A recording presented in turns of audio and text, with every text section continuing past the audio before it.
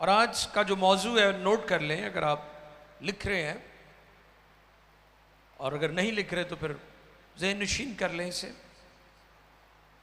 आज का जो मौजू है वो है हमें क्यों खुदा के हुजूर बैठना चाहिए, हमें खुदा के हुजूर क्यों इंतज़ार करना चाहिए, हमें खुदा की आवाज़ क्यों सुननी चाहिए। इसके ताल्लुक से आज हम सीखेंगे और 7 बातें, 7 पॉइंट्स होंगे जिन पर हम गौर करेंगे। मेरे साथ मुकद्दस कलाम में से इमसाल की किताब है 8वां बाब 34वीं आयत मुकद्दसा। इमसाल 8वां बाब और उसकी 34वीं आयत मुकद्दसा। जो लोग बाहर हैं उनको आवाज़ आ रही है? ओके जी। कलाम खुदा में यूं रकम है, मुबारक है वो आदमी, मुबारक है वो आदमी जो मेरी सुनता है, वाह, जो मेरी सुनता है और हर रोज मेरे फाटिकों पर इंतजार करता है और मेरे दरवाजों की चौखटों पर ठहरा रहता है। मुकद्दस कलाम के पढ़े और सुने जाने पर खुदावंद की बरकत। सब कहें आमीन। मुबारक है वो आदमी जो मेरी सुनता है। और मौजू क्या है? हमें क्यों खुदा की आवाज़ को सुनना है, हमें क्यों खुदा के हुजूर बैठना है। क्योंकि इस आयत में बड़ी खूबसूरत बातें लिखी हैं। मुबारक है वो आदमी जो मेरी सुनता है और हर रोज मेरे फाटिकों पर इंतजार करता है। हमें खुदा का इंतजार क्यों करना चाहिए, यह आज का मौजू है। हमें खुदा की सुननी चाहिए, हमें उसके फाटकों में बैठना चाहिए, हमें उसकी हजूरी में वक्त गुजारना चाहिए।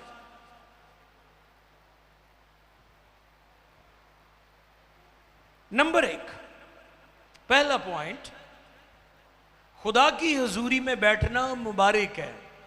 हालेलुया। क्या है जी? ये मुबारक है। खुदा की हजूरी में आप चर्च में भी उसकी हजूरी में बैठ सकते हैं और अपने घर में भी उसके हजूर वक्त गुजार सकते हैं। सिर्फ ये नहीं कि आप ये समझें कि आप हफ्ते में एक दफा चर्च चले गए हैं और आप कहते हैं कि जी मैं खुदा के हजूर बैठा था, मैं इबादत कर आया हूं। लेकिन इस जगह पर लिखा है हर रोज।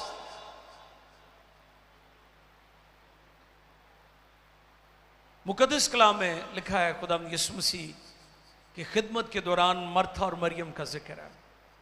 उनमें से एक बहन जो है वो यीशु मसीह के खाने पीने का इंतजाम कर रही है और दूसरी उसके कदमों में बैठकर तालीम पा रही है। और खुदा ने किसको कहा था कि इसने अच्छा हिस्सा चुन लिया? जो उसके कदमों में बैठकर तालीम पा रही थी।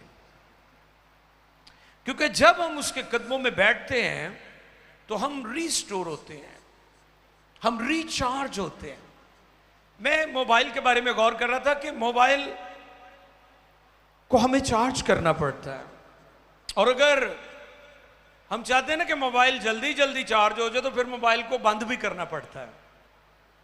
उससे क्या होता है कि उसके सारे जो फंक्शन है वो ऑफ हो जाते हैं, बंद हो जाते हैं, और आपका मोबाइल जो है वो जल्दी चार्ज हो जाता है। और अगर आपने सारी एप्लीकेशंस खोली हुई हैं और मोबाइल चल रहा है तो वो आहिस्ता आहिस्ता चार्ज होगा, उसकी जो रिचार्ज है वो आहिस्ता आहिस्ता होगा। लेकिन अगर आप उसे ऑफ करके करते हैं तो वो जरा जल्दी हो जाता है। खुदा की हजूरी में बैठना भी बिल्कुल ऐसा ही है कि आप रिचार्ज हो जाते हैं, आपको नया जोर मिल जाता है, आपको नई कुव्वत मिल जाती है, और ये मुबारक वाली है। क्योंकि जब आप उसके कदमों में बैठते हैं तो फिर आप रिसीव करते हैं। क्या करते हैं? रिसीव करते हैं।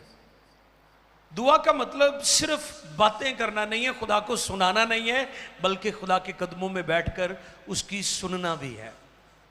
ये बहुत ज़रूरी है। हमने जो दुआ का मकसद निकाला है वो निकाला है जैसे यूटिलिटी स्टोर पर हम जाते हैं ना सामान लेने, जैसे लिस्ट बनाई होती है कि जी ये ले लिया, वो ले लिया, ये रह गया है, हम भी उसके कदमों में बैठकर सिर्फ यही तरीका अपनाते हैं कि अपनी ज़रूरतें और अपने मामलात उसके हुज़ूर सिर्फ पेश करते रहते हैं, हम खुदा की नहीं सुनते। ये बिल्कुल वैसे ही जैसे वन वे ट्रैफिक है कि एक वन में, यानी एक आप सुनाते जा रहे हैं, उसकी नहीं सुन रहे, तो उसके कदमों में बैठकर उसकी सुनना बहुत ज़रूरी है। हमें क्यों खुदा का इंतज़ार करना चाहिए? क्योंकि उसके कदमों में बैठना मुबारक है। क्या है जी? मुबारक है। और दूसरा पॉइंट नंबर 2, जो लोग खुदावंद का इंतज़ार करते हैं, खुदावंद उनको बदनी जोर देता है। हालेलुया। उनको क्या देता है? बदनी जोर देता है। इस तरह लगा जिवें तुहानूं हुण समझ आई है, हैं? पिछली गल दी कोई नहीं समझ आई। चले निकालें फिर, बदनी जोर की बात हो रही है। यशायाह 40वां बाब है, 31वीं आयत है। यशायाह नबी का सीफा है, 40वां बाब और उसकी 31वीं आयत मुकद्दसा। जी,